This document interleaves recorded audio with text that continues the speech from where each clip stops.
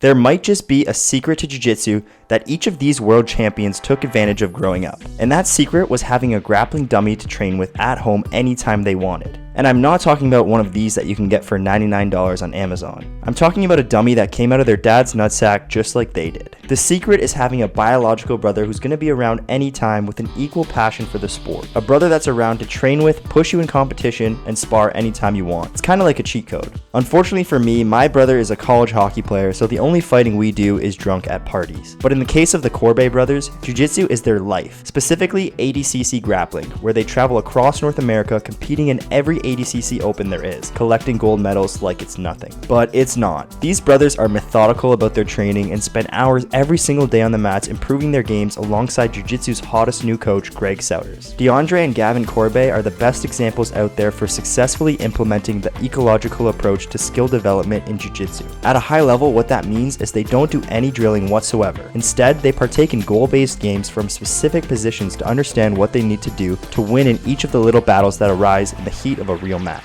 It's not surprising to hear that they're scientific in their training when you find out that they're also full-time working engineers that make time on the side to compete in tournaments with full-time pro jiu-jitsu players. And despite the fact that they have way less hours in the day to train than most of their opponents, Gavin has earned the number 2 spot in the ADCC Open 70 kilogram rankings for the year, placing him behind only his brother DeAndre, who's also number 2 in pound for pound Open rankings. And in the biggest tournament of the year, West Coast Trials, DeAndre came through big, beating all of his opponents, including, you guessed it, his brother Gavin, who he submitted by heel hook in the semifinals en route to punching his ticket to the ADCC Championships while securing his spot at number 1 on the ADCC Trials ranking list, going 10-1 with a 60% submission rate. The only brothers who had a better day at West Coast Trials this year were William and Andrew Tackett, who dominated both the 77 and 88 kilogram divisions, taking home 2 gold medals and securing their spot at the big championship show in Vegas later this year. The 20 and 22-year-olds have a different approach than the Corbets, having grown up homeschooled. Growing up homeschool was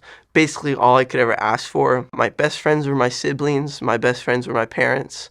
I was able to train day and night because of my schedule. I wasn't stuck in a school all day trying to pass tests. It was mainly me just waking up, doing school, eating as much as I could, and training all day. Their dad was a combat sports and movie fan and decided to introduce his kids to the arts at as young as 4 years old, leaving them all the time in the world to focus on their passions. Clearly, he made the right decision as they both quickly fell in love with jiu-jitsu and can already say that they have over a decade of experience without even hitting their full grown man strength. Williams' tactical style forces his opponents to make mistakes, leaving them exposed for him to get so many submission finishes. And his brother Andrew couldn't be more different, with his patented high pace and aggressive rate of attacks that exhausts opponents. They're some of the most exciting grapplers on the Nogi circuit and have earned their rights as favorites to go far on the world stage this year, but what's even less known is that they have a third brother named Caleb who shares their passion and combines Williams' tactical mind and Andrew's work rate, meaning he might have what it takes to one day surpass his brothers that are paving the way to the top. William also credits a lot of his success to some wisdom shared at a seminar by Saulo Ribeiro when he asked him, "How do you not get nervous? I've watched your matches since I was young and you always seem like you're as cool as a cucumber and never get nervous." Saulo replied, "No, bro.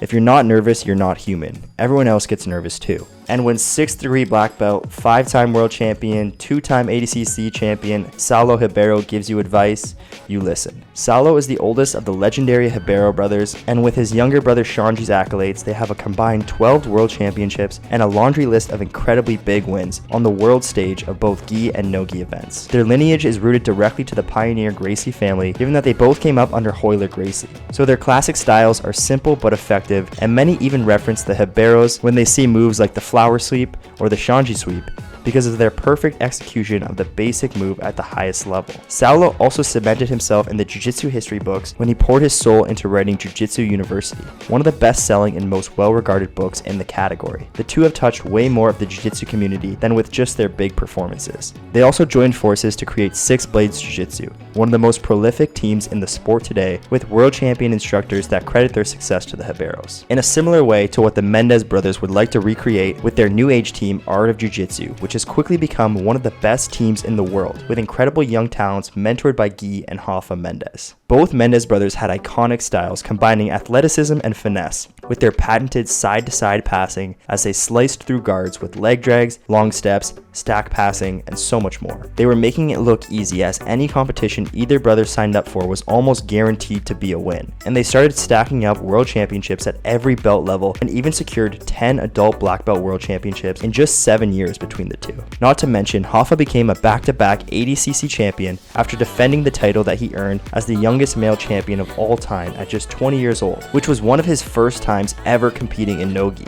But then, at the height of their success, they decided to call their competition careers at just 26 and 25 years old. This being because they wanted to share their jiu-jitsu knowledge, their mindsets, and their overall philosophies for life with young athletes to touch their lives the way their mentors did for them.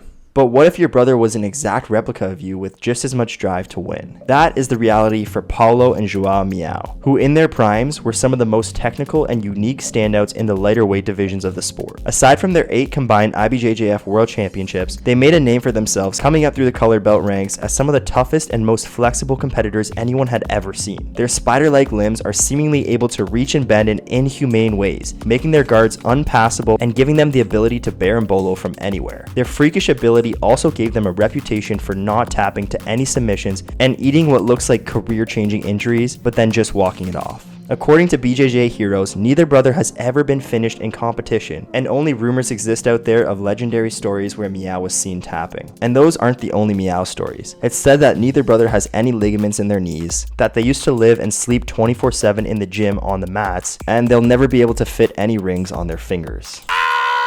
And although the Miyaos have drifted away from the competitive scene to focus on opening a gym and coaching now that they're in their 30s, the Ruotolo brothers have taken over as the top twins in the sport. To say that Cade and Ty are jiu-jitsu prodigies would be an understatement, as they've ascended to unseen heights at just 21 years old, holding world titles in the gi and breaking records in no-gi, as Ty became the youngest athlete to compete at ADCC 2019 at 16 years old, shocking the world by making it to the semifinals against none other than Paulo Miyao. Did I mention that the Miyaos don't tap? Where he secured 4th place. And at the very next ADCC in 2022, both brothers easily secured their spots, and Cade took the torch from his brother in a storybook performance, becoming the youngest ADC champion of all time at 19 years old, with a completely dominant 100% submission finish rate. And although Ty couldn't win his division, he stepped into the open weight as one of the most undersized competitors and still managed to beat top-ranked heavyweights Pedro Marinho and Felipe Pena, before losing in the semifinals in a close match with Nicolas Marigali. The Ruotolos have run with this success and become some of the biggest and most successful names in the sport, creating the blueprint for professional grapplers that can compete regularly in exciting matches on one championship's massive internationally broadcasted cards and racking up performance bonuses. And they do it all while showcasing incredibly effortless technique in ways that no one has ever seen before. Much to the contrast of the Rodriguez brothers, who are almost as effective, but do so with incredible athleticism and explosive power. As lifelong wrestlers, Nicky and J-Rod are newer to jiu-jitsu and don't quite have the technical arsenal of the Ruotolos, who were throwing flying triangles since they were 3 years old. But this has not stopped them from achieving the top heights of submission grappling and even both appearing at ADCC. J-Rod exploded on the scene out of nowhere and entered the 2022 ADCC West Coast Trials as a blue belt with some notoriety as the smaller Rod brother. But he made a huge name for himself as he sliced through a grueling division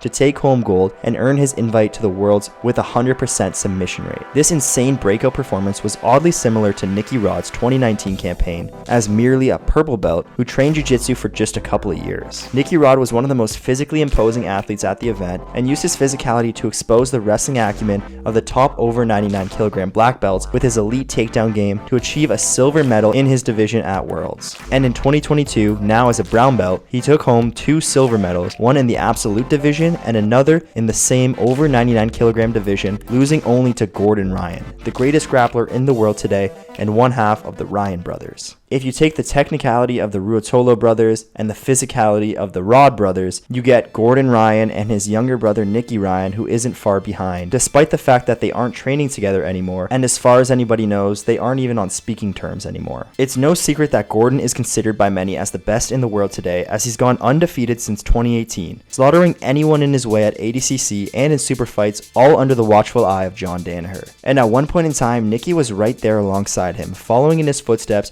and training training every single day with the Danaher Death Squad, until roughly 2020 when a number of conflicts reached a tipping point, breaking up the most dominant Nogi powerhouse team and dividing the Ryan brothers for good. Today, the Ryans are leaders in their respected teams, but in an eerie way. The breakup can be traced back to the moment where things went downhill, not just on the mats, but for either brother's general well-being. Gordon found success at ADCC 2022, winning his division and the super fight, but aside from that, he only had one other match that year, one match in 2023, and he's not competed at all in 2024. This is largely due to health-related issues linking back to an uncurable stomach disease that causes extreme nausea, often preventing Gordon from training, and a loss of appetite, affecting his ability to eat enough to stay in shape.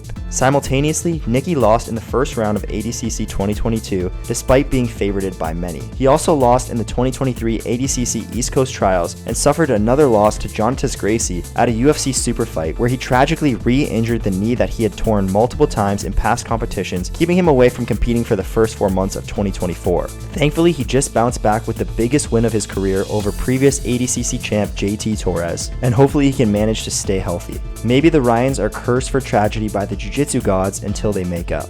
And if you're still not buying this trend of siblings dominating the jiu-jitsu world, I forgot to mention there's a pretty influential couple of brothers that you might have heard about from a little while ago. I'm talking of course about Carlos and Helio Gracie, who started this whole damn thing to begin with. And each of them had the goal of building little armies, Carlos having 11 children with 8 sons, and Helio having 9 children with 7 sons, all who would grow up very closely, toughening each other up and pushing the family art of Brazilian jiu-jitsu to the rest of the world.